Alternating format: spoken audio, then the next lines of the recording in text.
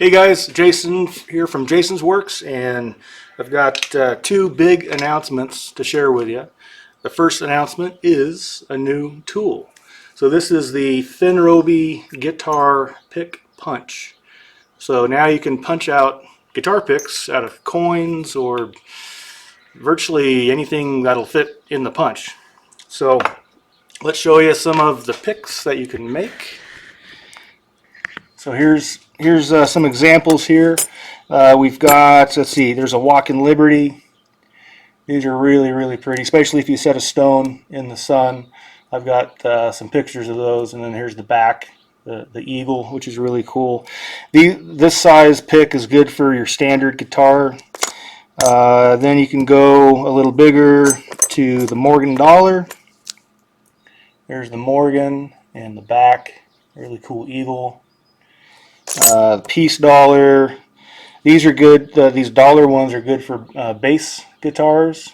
I'm not a guitar player, but I've got some friends that are really good, and they were saying that these would be good for bass and whatnot. This is a Silver Eagle, which is really cool. And then what else we got? We got Silver Quarter. These are good for jazz players. They're a little bit smaller.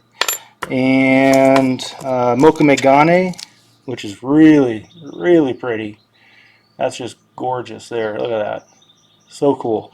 And that was punched out of a plate of or a sheet of Mokame. And you can even do plastic, your standard plastic picks. This was expired AAA card that I had. Thought that was a cool design. Expired credit card. I left the chip in it. I guess if it's still a good card, you can still use that to make purchases. So you can buy stuff with your guitar pick. Just can't swipe with it, but you can tap it. And one thing with punching out the plastic cards and that Mokamegane is the extractor.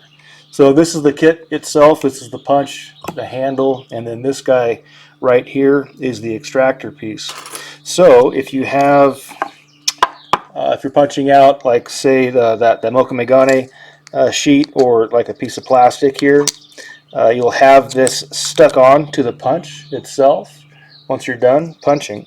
And the extractor simply goes into those three holes on the back there and simply pop that off, and there you go. So I want to make sure and show you that. But this is the kit, the complete kit, which you can get as a complete kit, or you can get all these pieces separately. So what else? I just doing testing of the punch. This is a galvanized steel washer, and it worked. So yeah, it punches through just about everything, and a lot of prototyping with the punch. It took 5 years actually to get to this design, a lot of work, and was able to reduce the pressures required by half, just the way it's designed. So really cool. So the process, or the steps in doing this, you got two options. The first option, you can just hold the pick down, and I wanted to leave it to where you could put anything in there. I didn't want to have, like, a set size and a set location for $50 and then you couldn't do anything else. So this way you got total freedom on what you can punch. So the first method that you can use is just taking some masking tape or painter's tape, and let's do this one. And we've got witness lines, so you can put the coin on and make sure everything's centered up, center the date, center Lady Liberty's head, and then just simply tape down the coin, leaving room, of course, for the holes for the guide pins. The second option is to use the double-sided tape, and I've used a couple. I think I like this method better. It's just a little bit easier, but you can use the scrapbooking tape, double-sided. This comes with a paper cover that you have to peel off. This one here is already set for double-sided, no layer to take off. Just be sure to remove that first part. It's not double-sided. I was trying to figure that out. It took me a little while. So rip that off and then go into the main roll and do that. And I'm using this newer tape. I found if you do like 2 or 3 layers, it'll hold a little better. It's a little bit more cushion. I think the scrapbooking tape might be a little bit thicker. So this is the 3rd layer I'm putting on now. But the double-sided tape is actually used quite a bit in metal forming, just to hold something temporarily in place while you're doing it. So you can either use the witness lines directly to line up your coin. That looks actually really good right there. The date's centered. Her head is centered on that line. Another option is I kind of like to choose what side I really want to focus on, and I like the date side, or the heads of this particular coin. So you can just place it on, and then you can see how it's a little bit crooked. You can see exactly how that pick is going to come out. So I'll just adjust it a little bit here, and that looks pretty good. Looks nice and even. Then I'll just double check on the witness lines, make sure we're good. So that's just touching, so it needs to come over just a hair more. There we go. And then we'll double check. That looks good. Could probably center that head a little bit more.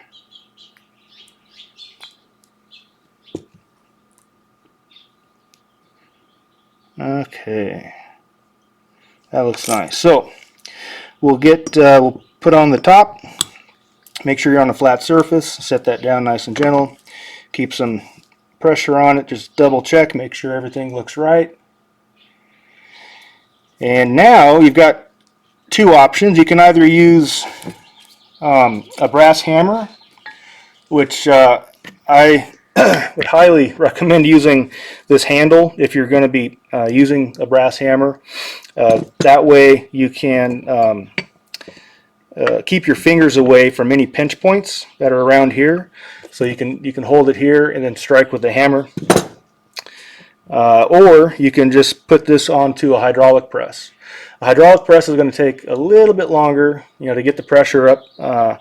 And with the hammer, it's very fast. 2 strikes should get through a silver $half, no problem. And just be sure to use that handle. So we'll do the brass hammer first, and then I'll take it over to the hydraulic press and show that. So,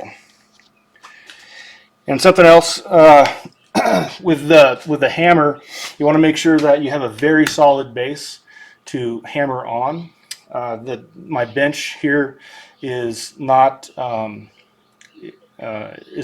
strong enough, I guess. So the bench will actually flex, and you lose a lot of energy when you strike the punch with that. So I'll either put it on the anvil, or if I'm doing a lot of picks, or I'll just set it on the concrete floor and just strike while it's on the floor. So you just line up your handle with the 3 holes up top. And this is designed, you could do left or right-handed with the hammer. I'm right-handed, most people are, so I put the lettering so that it'll face you to where you can read it, so it's easy to line up. And then we'll go ahead and strike it. Do 2 strong strikes. And there we go. And there's the pick. Right there. So that turned out perfect. Yeah, that's beautiful. And then take this apart, and you have your scrap right here. Make sure and keep your scrap that you can sell, or you can melt this down and make some jewelry out of it, or make, I don't know, you could make something out of that probably. Maybe a coin Pac-Man or something, I don't know. So save that. And then to finish off, what I like to do, again, if I'm making a few of them, I'll take this to a belt grinder and just knock that sharp edge off and bevel that side with the belt grinder, maybe 120 grit belt, and then I'll take a file. I think this is a number 4 German file, and I'll take those marks out and soften it up. Just be real careful on the tip where that's where the string's going to be hitting. That needs to be nice and smooth. And then I'll go to these buffing pads that we use for the coin ring, or I like to use for coin rings. This has 2 different grits on it. And then I'll go to a medium. And I found that if you just kind of put pressure right on the edge, it'll just go right on that beveled edge that you've created and clean everything up. You can put, another little angle on it. And I'm having to use magnification now. I'm getting to that age. So that helps. The closer you can get into that, the better. And then I'll go to this buffing pad, the Sally's Miracle buffing pad, and use the gray side to remove the marks from the last pad, and then the final polishing side to polish it up real nice. So that's the process I use for making picks. Feel free to try different methods, but this punch here is very universal for making guitar picks. I'm really digging it. It's really cool. Let's see, what else? Oh, the hydraulic. We'll do the hydraulic next. So we'll go with this coin, and we'll do same thing here. Get that right on the edge, and press down, get it lined up. And then, yeah, looks good. Let me see here. Let me rotate just a hair. Let's see. Yeah, these witness lines are nice. Just to level everything up. That looks good right there. So we'll set this down and double check. Looks perfect. And now we'll go over to the hydraulic press and give that a shot.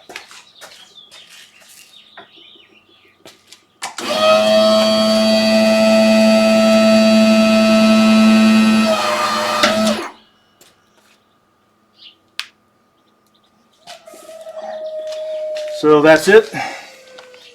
We've got another guitar pick just like that. Take that off. Throw that in the scrap pile. So it takes a little bit longer, I guess, but not bad with a hydraulic press. So either way, you can choose however you want to do it. But yeah, big shout out to Paul Finroby. He contacted me. So Paul's from Ireland, Paul Fennell. He's from Ireland, and he contacted me, 5 years ago. And was inquiring about having a guitar pick punch made, and it's like, man, that had come up before, so maybe, or I thought about that before, and if people are asking for it, then well, maybe we should get working on it. So, and looking online, there wasn't anything out there, no guitar picks, no coin guitar picks, but now I'm seeing there's quite a few out. So I'm thinking this is a good time for this tool. Because you can really expedite the process of doing it. So yeah, big shout out to Paul. Finroby comes from part of his last name and part of his wife's last name, so it's just kind of a cool name. I asked him what, like, hey, what do you want to call it? And that's what it is. So that's what he came up with, and I love it. So a big shout out to Paul. Something else with the acoustics of the coin guitar pick, or silver guitar picks in particular. They have a different pitch or tone. I'm not sure how to describe it. I actually talk about it in the new addition to the manual. That's the second big thing to tell you about. Is I finally got the new manual out and have the Finroby guitar pick in here on how to punch with it, and I'll refer back to this video. But I also discuss a lot of things. I'm not sure who came up with the term coin ring Bible, but it stuck. So that's the title of it, and all the new information is in red. So people who have the the first editions can quickly thumb through and read any new information that I have. I talk about some of the newer techniques. There's the guitar pick punch there. Also discuss. Oh, that's something. The hole in the guitar pick, right there. I had done it. I had used the auto punch to punch a hole in the middle, thinking it might be a good little trick to get more grip on the pick. And sure enough, my brother-in-law, he plays guitar, and that's the first one he picked out, was the one with the hole. The 3/8 hole is a little better. The 1/2 inch hole is a little too big. It can spin a little bit more in the finger. So, and I'll just show you real quick while we're talking about it how I do that. So I'll take the auto punch for coins,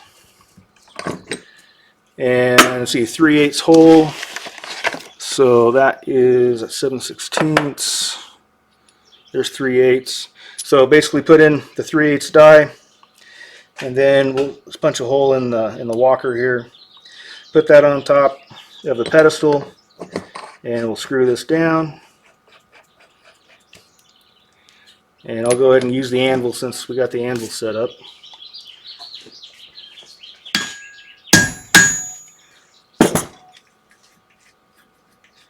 So there's the plug right there. And we'll take the pick out, tap that off. And so now you've got a guitar pick with a little finger grab. And you'll want to soften that up with your deburring tool and a file, but that's a great way to add a little character to the pick and also a good grip. So anyhow, back to the new manual. I'll be sure to get this available on the website. And remember, if you've purchased one in the past prior to the release of this one, then you get a free upgrade. So if you purchased a manual in the past, or if you purchased the gamut or the auto starter kit, or like the bell kit, things like that, just shoot me an email or contact me through my website, jasons.works. And if you've got proof of purchase, that'd be great. But I'll send you the PDF of this, and then you can print it off if you like. Also have a nice gallery of customers' rings back here, which is really cool. One really cool thing, just real quick, is I talk a little bit more about the history of the coin rings, and I found something on a video that kind of blew me away. It was, here it is. It was an old Greek shipwreck, and they found a bunch of treasure and stuff down there, but they found these rings that show the exact process that we're doing, the seamless coin ring construction. You can see how the outer edge is thin and then the other edge is thick. So these are brass or bronze planchets that they punched a hole through and then folded into rings. I thought that was really cool. So anyways, yeah, shoot me a message if you'd like an updated manual, if you've got an old one, or have the kits that I mentioned prior. So that's the second big news there. What else? Let's see. Yeah, we went over the jazz and the bass, the auto punch hole. I think that's it. So yeah, guys, just wanted to let you know about the punch and the new manual that's out. Sorry it took so long for everything. Been going through a lot of stuff, figuring stuff out, but able to really get down and focus on this the past year or so. So yeah, thanks for watching the video. Make sure to subscribe. Be sure to check out my Instagram. I upload some pictures on different projects that I do there. And let me know if you have any questions. Put them in the comments down below. And we'll see you next time. Thanks again. Bye.